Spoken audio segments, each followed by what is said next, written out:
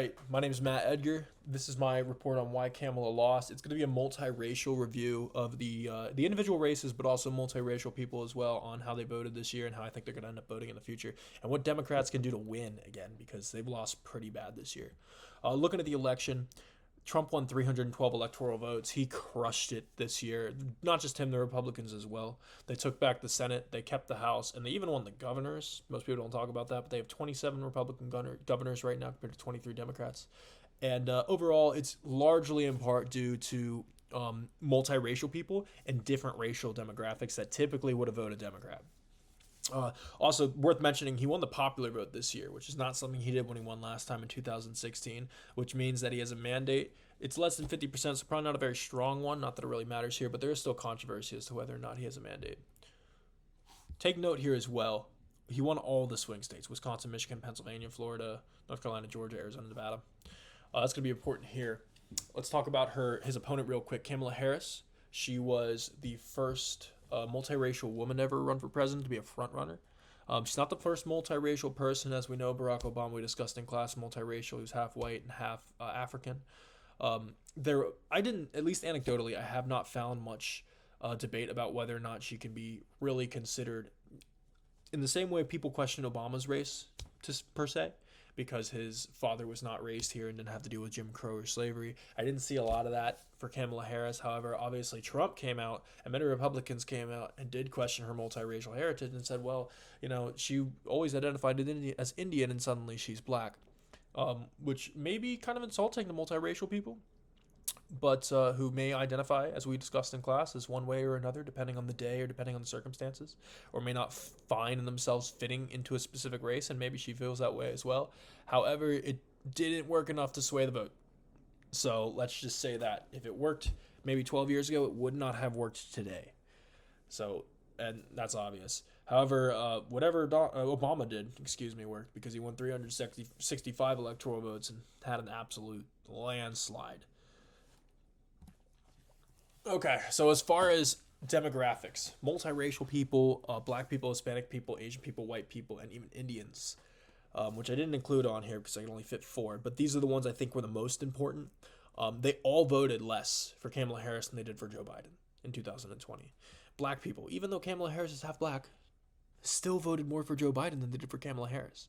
So that says something because had I shown, I didn't show it, but had I shown black support for the major parties prior to 2008, it probably would have been significantly less.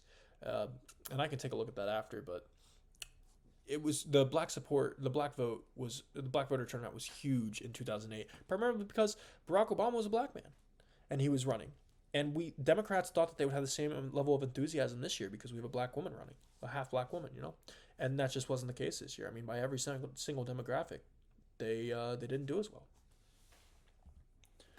Black people, like I just showed you here, black voters, not only are they voting less for Democrats, they voted less for Kamala Harris once again than they did for Joe Biden, but also Republican black voters have quadrupled since 2008, which is something that we wouldn't have expected to see. In fact, they've doubled under Trump. So a large portion of black voters are actually resonating with Trump's message, despite what the media may say. Latino men as well, right? There's a lot of rhetoric saying that Trump is racist and he hates Mexicans, or et cetera, et cetera. And that's just, whether it's true or not doesn't really matter. The perception of it is not great. It looks like, based on these numbers here, I saw it as high as 55% in exit polls, Latino and multiracial Hispanic men were voting in what we could say is probably an absolute majority. I have it here at 50%, but if it's not an absolute majority this election, it probably will be the next election, Republican, which is something we haven't seen in a very long time. So the message of Trump's a racist, he hates multiracial people, he questions Kamala Harris' multiracial heritage, he hates black people, or he hates Mexicans, or whoever it is, he hates Asians. It's not resonating with the voters. Either they're not hearing it or they're not believing it. They just don't think it's true. And I think that's really evident here in Florida. This is a great example. I wish I had more time to show more examples because they're all across the country. But this is the best example I could find. Miami-Dade County has been Democratic since 1988. It has not voted Republican. And that's my entire life. I grew up just believing cities were always Democrat. And here we have a county that voted not just a little bit Republican, voted Republican by 11 points. It's the double-digit lead they voted for Donald Trump. This is a major city, Miami-Dade County. It's a major metropolitan area, and it voted Republican this year. It's the only major city I could find that did that. However, I was very surprised to see it. And Florida in general has switched. I mean, you can take a look here. It's initially in 2016 when he first ran, they were very against him. Something worth noting, too, is that 70% of Miami-Dade County residents are multiracial Latino and Latino. So multiracial people in Florida, for example, are moving to the Republican Party. They just aren't buying whatever the Democratic Party is selling now. Taking a look at here, too, Florida, multiracial people have moved Florida from the status of swing state to a major Republican stronghold. I mean, look at this. It was a swing state in 2008 with Obama. He went against Mitt Romney. He won it by a little bit less. And then in 2016, Donald Trump won it.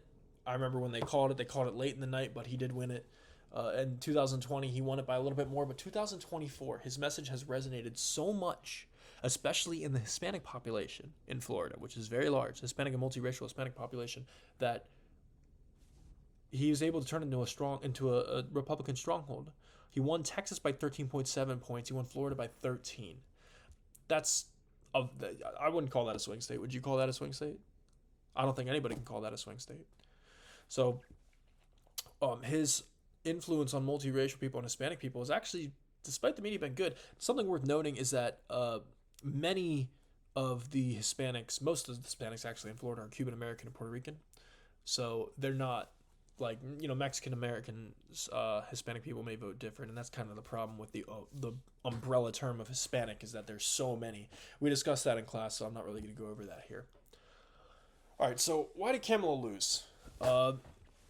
Based on a lot of things that I could find, one of the biggest concerns outside of this graph here where I mentioned people's concern for racism in the economy. If you look here, 2016, Obama was a black president. He was just finishing his second term. People weren't really considering it as racist as we used to be. It went up after the George Floyd riots. George Floyd had died, obviously, and that was a big deal in 2020, but then it went back down. People were more concerned, significantly more concerned about the economy than, let's say, over here. It went up by 33% compared to 2020, and they just saw Donald Trump as the guy who was going to fix that. They often called him racist. The left did. And not just Kamala Harris, who didn't directly, well, she did call him racist several times, but she also inferred to him as racist in many other ways. Even though he did say some questionable things, like they're eating the dogs, they're eating the cats, and that probably didn't resonate very well with black people or multiracial people, but obviously the stats show that it did. Everything else he's doing does. So calling him racist is just not working, is my point. It's not working. They need to come up with something better. Democratic voices, such as, these are some good examples, The View, Rachel Maddow, Barack Obama even, encouraging people to vote based on identity politics like skin color and gender. It's not a feasible strategy. And next election cycle, if they continue to do this, they'll probably lose again. They're probably going to keep losing. We'll become more and more Republican. So there's something I want to show you real quick. And this is a video of Barack Obama talking to some young black men and multiracial black men in Pittsburgh, in Pennsylvania, about how they should vote this election. You're thinking about sitting out or even supporting somebody who has a history of denigrating you because you think that's a sign of strength, because that's what being a man is? Putting women down? That's not acceptable. And then a lot of people, multiracial and black people, came out and said they didn't agree with that. I personally don't agree with it, but let's see what Stephen A. Smith, a Kamala Harris voter, has to say about it. You have a president in Joe Biden who has his own history. Don't get me started with the crime bill of 1994. We want to bring up Trump in the 70s and rent control and all, and denying rent to black folks. We don't want to bring up Biden and how he got along with segregationists in the 70s. We don't want to bring up how Kamala Harris, then a presidential candidate in 2020, called him out for his support of segregationists when it came to busing. We want to ignore that. You don't think black people heard that? You don't think there's some trepidation in the hearts and the minds of black people from time to time? at least from the past, not even talking about what he's done during this administration, which some people will believe his policies and his heart have been in the right place in some of their eyes. You're President Obama. How do you ignore that? Inflation, the cost of living, the price of gas, the price of groceries. That don't matter? Folks ain't paying attention to that? Immigration and our borders. And this belief that there's an elevated level of sensitivity towards them, as opposed to black folks struggling, if not starving in this country. Yes, that plays a role too. I brought it up right here on this show. When the mayor of New York was talking about $53 million in prepaid credit cards for immigrants who came across our borders illegally and having prepaid credit cards for them. And I said, wait a minute, black folks been starving for years. We ain't get that. You don't think they notice? So that's a great point by Stephen A. Smith. If we go down here, I think a good way for Democrats to come back is to focus less on the identity politics. Multiracial people, black people, Hispanic people, Indian people, Asian people, I mean, you name it. They're just not buying the race card like they used to. And, you know, it probably had some significant, it was significant back then. I mean, it was a legitimate thing. People who had grown up in Jim Crow, who were, you know, still voting in 2012 and 2008. And now they just realize that, you know what, it doesn't have the same significance that it used to. Now people are realizing that, you know what, this country has historically been terrible to me and my race, but it's not the same as it used to. It's a totally different country, and now things are based more on merit than anything else. However, if the Democrats did want to win, one of the things that they're going to want to do is focus less on the identity politics. They're going to need to accept the fact that virtually all the racists voted more for Biden than they did for Harris, even though he's white and she's multiracial. And they should probably also hold a Democratic primary because, I mean, I have an example here from a New York Post article. I made this graph that says if Michelle Obama went up against Trump, this is from July 2024, she would have won. She would have blown him out of the water. And then they could have had their first black president, first black woman president, right? So some key takeaways.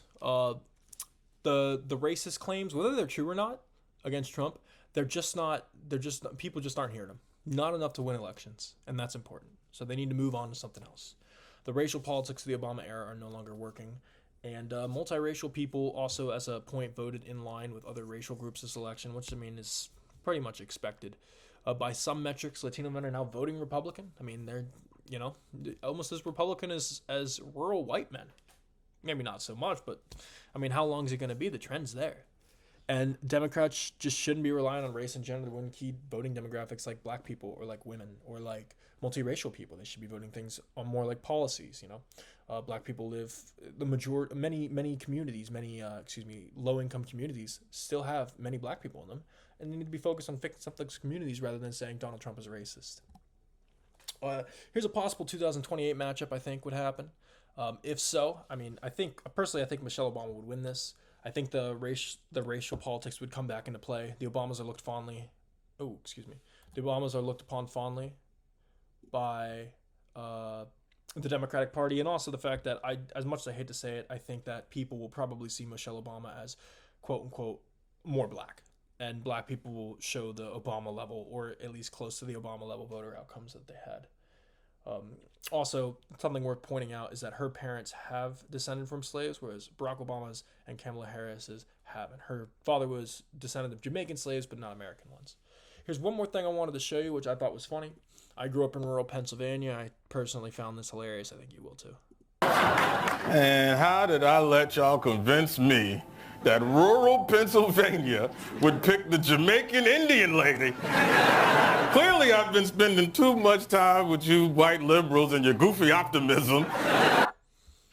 I thought that was hilarious, having grown up in rural Pennsylvania, full of white people, and they just don't care about race. I don't know, they may have looked negatively upon it 50 or 60 or 70 years ago, but the ones that I grew up in York County, Pennsylvania, just didn't. So, anyways, I hope you enjoyed my presentation. I think that the trend's there. I think that the races are going to start moving more to something more analogous to a 40-60 cut rather than, you know, so heavily towards Democratic.